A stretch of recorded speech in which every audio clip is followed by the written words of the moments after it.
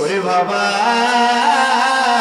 তুই আমাকে কানা বলতি, তোর বাসার সামনে আমি মা যখন গেছিলাম তুই আমারে বলছো আমি নাকি কানা,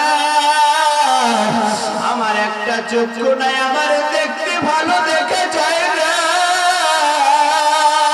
তুই বলছো মা তোমার একটা চক্ষু নাই, তোমার দেখতে ভালো দেখা যায় না, তোমার মতো মা আমার পরিচয় বাবা, তোর বাসায় আমাকে এলাও করলো না।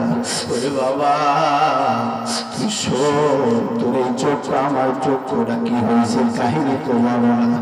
আমার ইচ্ছা ছিল কোনোদিন তোকে বলবো না, কিন্তু আজকে বলছে কেন জানো? বলে তুই আমাকে যে গাদ্দারি করছো, ডাক দিয়া মা বলে সন্তান, চিঠির মধ্যে মা বলে সন্তান শুনি না, তুই ছোট্টবেলা একটা অ্যাক্সিডেন্ট করছিলি, ওই অ্যাক্সিডেন্টের ভিতরে তোর একটা চোখ নষ্ট হয়ে যায়, আমি চিন্তা করছিলাম তোর চোখটা একটা চোখ সারা জীবন বন্ধ থাকবে। ডাক্তার জানায়া দে, ডাক্তার সাহেব জানা দাও এই যুবকটার এই ছেলেটার যদি এই চোখটা আর একটা চোখ লাগানো না হয় তাহলে এই ছেলেটার আর চোখটাও অন্ধ হয়ে যাবে। ও বাবা আমি ডাক্তারকে গিয়া বলছিলাম ডাক্তার সাহেব আমি এই দুনিয়ার সাজসজ্জা তো অনেক বছর দেখেছি, বাবা চোখ দিয়া দুইটা চোখ দিয়া আমি এখন থেকে একটা চোখ দিয়া দেখবো, আমার চোখটা খুলে নিয়ে যান, দিয়ে আমার সন্তানকে লাগায় দেবে। এই চিঠি সস্তার পায়া চিৎকার মারবার কাঁদে আর বলে ওরে মা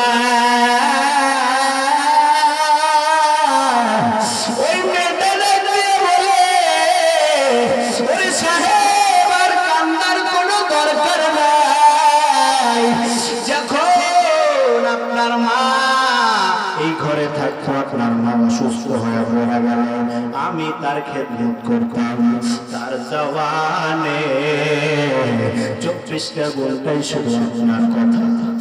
সাহেব এখন কাঁদলে আল্লাহ হবে না, এজন্য আমি বলতে চাই বাবা যারা মাকে কষ্ট দিতেছেন বাবাকে কষ্ট দিতেছেন, বাবার সাথে খারাপ আচরণ করে, ঘরের ভেতরে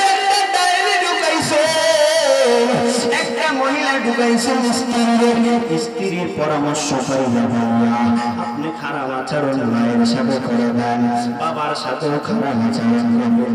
ওরে বাবা শুনিলেন, ওরে যুবক ভাই শুনে না, আজকে ঘরের ভিতরে যায় মায়ের পা জড়া ধইরা কাঁদবি, তোর মা যদি একবার বলে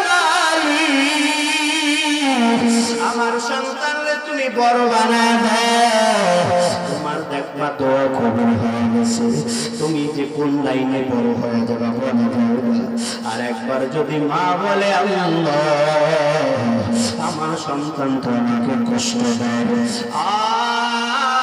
যদি একবার আল্লাহকে ডাক দেয়, ওরে বাবা শোনো শোনো তোমার জীবন বরবাদ হয়ে যাবে। এজন্য আমি বলি বাড়িতে গিয়া মাকে আজকে মা বলে ডাক দিবা, তোমার মা আজকে দুনিয়ায় বেঁচে আছে। ওরে বাবা আমি সেদিন ওই জায়গায় কার পূজারিটা বলছিলাম একটা সন্তান একটা মা যত হঠাৎ করে গর্ভবতী হয়ে গেল, গর্ভবতী হওয়ার পর ওই মাকে হাসপাতালে নিয়ে গেল, হাসপাতালে নেওয়ার পর ওই মা হাসপাতালে নেওয়ার পর ওই মেয়েটার ডাক্তার সাহেব জানায় যে এই মেয়েটার সিজার লাগবে, সাধারণ হবে না। যখন সিজার লাগবে সিজার করতে গিয়া ডাক্তার সাহেব জানায় যে সাধারণ সিজার হবে না, এই মেয়েটাকে যদি বাঁচাইতে চান, সিজার করার পরে যদি মেয়েটাকে বাঁচাইতে চান তাহলে সন্তানটাকে বাঁচানো যাবে না, আর যদি সন্তানকে বাঁচাইতে চান তাহলে মেয়েটাকে বাঁচানো যাবে না। হঠাৎ করে ডাক্তার সাহেব হাসপাতালের ভিতর থেকে বাহির হইয়া তার আত্মীয় স্বজনদেরকে ডাকে, স্বামীর বাড়িতে স্বজনদেরকে ডাইকা ডাইকা বলে, আপনারা কি মেয়েটাকে বাঁচাইতে চান না ওই বাচ্চাটাকে বাঁচাইতে চান? সবাই সাক্ষ্য দিয়া দেয় যে আমরা মেয়েটাকে বাঁচাইতে চাই। যদি মেয়েটা বেঁচে থাকে তাহলে আবার ভবিষ্যতে বাচ্চা হবে, আর এই বাচ্চা তো দুনিয়ার মুখ এখনো দেখে না, তাহলে বাচ্চাটাকে মেরে ফেলেন। হঠাৎ করে এই কথা ওই অসুস্থ মায়ের কানের মধ্যে চলে যায়। ওই হাসপাতালের মধ্যে থেকে এই মা হঠাৎ করে শুনে যে আমার মা, আমার বাবা, আমার আত্মীয় স্বজন সাক্ষ্য দিয়েছে যে আমার সন্তানকে মেরে ফেলে। ওই ডাক্তার সাহেব যখন হাসপাতালের মধ্যে যায়, ওই মেয়েটা অসুস্থ অবস্থায়, মা অসুস্থ অবস্থায় পেট থেকে লাফায়া পড়া ওই ডাক্তারের পাটা জড়ায় ধরছে, পাটা জড়ায় ধরে ধরে ধরে চিৎকার করে আর কাঁদে আর বলে ডাক্তার সাহেব, চিৎকার করে আর কাঁদে আর বলে ডাক্তার সাহেব, আমার বয়স আজকে 25 বছর হয়ে গেল, আমি 25 বছর পর্যন্ত এই দুনিয়ার হাওয়া বাতাস আলো বাতাস দেখলাম সাহেব, 25টা বছর হয়ে গেল এই আলো বাতাস দেখলাম, কিন্তু আমার সন্তান এখনো পর্যন্ত দুনিয়ার আলো বাতাস দেখে না। ওরে ডাক্তার সাহেব, আমার স্বামীর বাড়ির কথাও শুনবেন না, আমার স্বামীর বাড়ির কথাও শুনবেন না, আমার মায়ের বাড়ির কথাও শুনবেন না। আমি কি বলি শোনো, আমাকে আপনি মাইরা ফেলা, আমার সন্তানটাকে বাঁচাতে রাখে। ওরে বাবা শুনি না, তোমার মা তোমাকে কেমন মহব্বত করে জানো, কেমন মহব্বত তোমার মা করে জানো। এই সন্তান এখনো মা দেখে না, 10 মাস 10 দিন মা গর্ভে ধারণ করে, 10 মাস 10 দিন মা গর্ভে ধারণ করে, মা খানা খাইতে বয় তুমি পেটে বসে লাথি মেরে দিয়েছো, মা খানার প্লেটে সরাইয়া চিৎকার মারে আর কাঁদে, মা ঘুমাইছে তুমি পেটের মধ্যে লাথি মেরেছো, আরামের ঘুম শীতের দিন মা আরামের ঘুম ঘুমাইতে পারে না, বাইরে গিয়ে গিয়ে গিয়ে গিয়ে মা কাঁদছে। ওরে বাবা, যেই মা সন্তানটাকে এখন পর্যন্ত দেখে নাই, এই মা সন্তানের প্রতি মহব্বত কেমন। এজন্য বলবো বাবা শুনি নে, তোমার মা কেমন মহব্বত করে জানো, যখন তুমি বাবা হবা, তখন তুমি মা হবা, তখন বুঝবা যেই সন্তান তোমার মা তোমাকে কেমন মহব্বত করে, তখন বুঝবা যখন তোমার একটা মেয়ে হয়ে যাবে, তোমার মেয়ের প্রতি তোমার টানটা কেমন হয়, তোমার ছেলের প্রতি তোমার মহব্বত কেমন হয়। এজন্য আমি বলবো বাবা সবাই হাত পায়ে জড়া জড়া ধরে, যাদের মা বাবা দুনিয়ায় বেঁচে আছে আজকে গিয়া মায়ের পা জড়া ধরে ধরে মাপ চাওয়ানি না। যাদের মা নাই বাবা নাই, যাদের মা নাই বাবা নাই, দেখবা তাদের সামনে যদি মার কথা বলা ওই সন্তান যেন কেন জানি অটোমেটিক চোখ থেকে পানি পড়ে। যেই সন্তানের মা নাই বাবা নাই, 10 বছর হয়ে গেল, 20 বছর হয়ে গেল, 50 বছর হয়ে গেল, 50 বছর আগে তার মা দুনিয়া থেকে বিদায় হয়ে চলে গেছে। 50 বছর এই মুরব্বীর বয়স হয়ে যায় 60 বছর, 70 বছর, 60-70 বছর এখনো দেখবেন মোনাজাত যদি বলে আল্লাহ কার মা নাই বাবা নাই, 60 বছরের মুরব্বীর চোখ থেকে অটোমেটিক দরদর করে পানি পড়ে। 60 বছর কেন জানো জানো জানো বলে মায়ের মধ্যে বাবার মধ্যে মধ্যে আলাদা একটা কালেকশন। এজন্য বাবা তোমার পায়ে হাত ধরে বলে যাই, আমি ছোট্ট মানুষ, আমার এলেমের আমলের বাহার নাই, আমি পা ধরে বলি বাবা আমিও একটা মা পাবো, আমি একটা বাবা পাবো। ওরে বাবা আমি মায়ের দোয়া, বাবার দোয়া সরাসরি চোখে দেখেছি।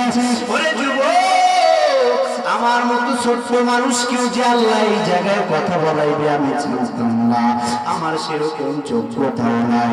শুধু কি আছে জানো, আমি আমার বাবার চোখের পানি দেখেছি, আমি আমার মায়ের চোখের পানি দেখেছি। আল্লাহ ওই চোখের পানির বদৌলতে এই যোগ্য সন্তানটাকে যোগ্য বানিয়ে দিয়েছে। এজন্য আমি যুবকদেরকে বলবো, বৃদ্ধ বাবাদেরকে বলবো, আজকে সবাই যাদের মা নাই বাবা নাই কবরের কিনারায় দাঁড়ায় যাবো। সপ্তাহের মধ্যে একদিন কবরের কিনারায় দাঁড়ায় যাবো। সপ্তাহের মধ্যে শুক্রবার জুমার দিন মায়ের কবরের কিনারায় দাঁড়ায় একটু চোখের পানি ছেড়ে ছেড়ে ছেড়ে ছেড়ে বলবেন মালিক, আয় আল্লাহ এই মা আমাকে আদর করত, এই বাবার কারণে আমি দুনিয়ার আলো দেখলাম, এই বাবা মাথার ঘাম পায়ে ফালাইয়া আমাকে মানুষের মতো মানুষ বানাইলো। ও আল্লাহ এই মায়ের কারণে এই দুনিয়ার আলো দেখলাম, আমার মা আমাকে ভেজা জায়গায় শীতের দিন, কঠোর শীতের মধ্যে আমার মা, আমি ডান পাশে প্রস্রাব করে দিয়েছি, আমার মা আমাকে বাম পাশে শোয়াইছে, বাম পাশে প্রস্রাব করে দিয়েছি, আমার মা আমাকে বুকের উপরে উঠেছে, বুকের উপরে উঠে আমার শোয়া রাখছে। তারপরে আবার জানো ভিজা, জানো ভিজা, আমার বাবাও নাক টানে টেনে ঘুমায়, আমার বোনেরাও ঘুমায়, সবাই ঘুমায়, আমার মা আমার প্রস্রাবের ঠান্ডার কারণে ঘুমাইতে পারে না। সারা রাত আমি চিৎকার করেছি, আমার মা আমার জন্য সারা রাত বসে রয়েছে, আমার মা সারা রাত এক মিনিট ঘুমায় না। আমার বাবাও ডাক দিয়ে বলে ওরে নিয়ে বাহিরে যা, আমার বোনও ডাক দিয়ে বলে ওরে নিয়ে বাহিরে যা, আমার ঘুমে সমস্যা হয়। এজন্য বলবো বাবা, যাদের মা নাই বাবা নাই, যাদের মা বাবা দুনিয়ার থেকে চলে গেছে, ওরে বাবা তোমরা কবরের কিনারায় চলে যাবা, কবরের কিনারায় গিয়ে গিয়ে গিয়ে বলবা দয়ার মালিক, আমার বাবা মা যখন ছিল কোনো খেদমত তাদের করতে পারে নাই, আয় আল্লাহ আপনি আমার মা বাবার কবরকে জান্নাতের বাগান বানাবেন। আর যাদের মা বাবা দুনিয়ায় বেঁচে আছে, ওরে বাবা ঘরের ভিতরে গিয়া তুমি মায়ের পা জড়ায় ধরে কাঁদবা, মাকেও জড়ায় ধরে কাঁদবা। আল্লাহ রাব্বুল আলামিন আমাদের সবাইকে মা বাবার খাদেম হওয়ার তৌফিক দান করুন। কে কে মা বাবার খেদমত করার জন্য, যাদের মা নাই বাবা নাই, মায়ের জন্য বাবার জন্য প্রতিনিয়ত দোয়া করার জন্য কে কে তৈর দুটো হাত আল্লাহর জায়গায় দেখা। আয় আল্লাহ ময়দানের মধ্যে তাকাইয়া দেখে, আয় আল্লাহ যুবক ভাইরা মায়ের সাথে বাবার সাথে তুমি করেছে, আয় আল্লাহ আপনি আজকে ওয়াদা করতেছে আর মায়ের সাথে বেয়াদবি করবে না, বাবার সাথে বেয়াদবি করবে না। আল্লাহ এই যুবকদের কবুল করে নেন, যাদের মা নাই বাবা নাই, আল্লাহ মা বাবার কবরকে জান্নাতের বাগান বানায় দেন। সকলে আমিন বলে আল্লাহ যতটুকু কথা বললাম আপনাদেরকে শোনার তৌফিক দিয়েছেন, আল্লাহ উভয় কথার উপরে শুনলে বলা জানলে বলার উপরে আমল করার তৌফিক দান করুন। সবাই বলি আমিন। আখির দাওয়ানা আলহামদুলিল্লাহি রাব্বিল আলামিন।